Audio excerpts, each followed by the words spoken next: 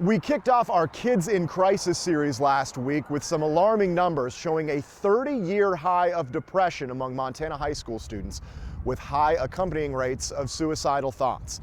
The school counselors we spoke to say it's one of the hardest topics to hear about. The other is sexual violence, and those numbers from the 2021 Youth Risk Behavior Survey paint a similarly grim picture.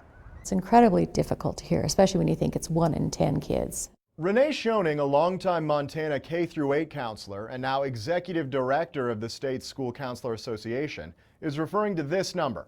11% of high school students say they have been physically forced to have sexual intercourse when they did not want to. The more common term is rape. It doesn't really surprise me just because I've been doing this work for a very long time. And I've heard a lot of stories. But sometimes it's not necessarily reported to the school. Sometimes it'll be reported either to the authority or other resources that we have within the community as well.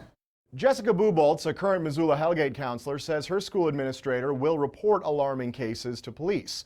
Missoula County's numbers are slightly lower than average at 10.1%. Yellowstone County is right in line at 11.1%. According to Billings police stats, there were 37 offenses for sexual abuse of children in 2021 and 15 offenses of statutory rape. As a community, as Montana, I think it's something that we need to work towards. All schools across the board. The numbers are worse in the state's more rural districts. Golden Valley is one of two at over 20%.